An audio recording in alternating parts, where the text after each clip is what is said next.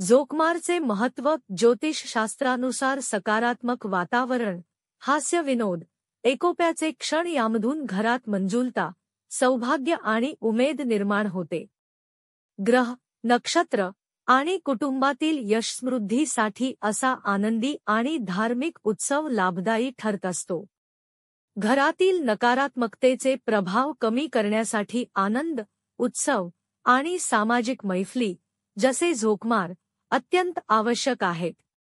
हा गणपती विसर्जनानंतरचा रिचार्ज किंवा ऊर्जा स्रोत मानला जातो. वित्तपद्धती, उत्सव आणि ज्योतिष.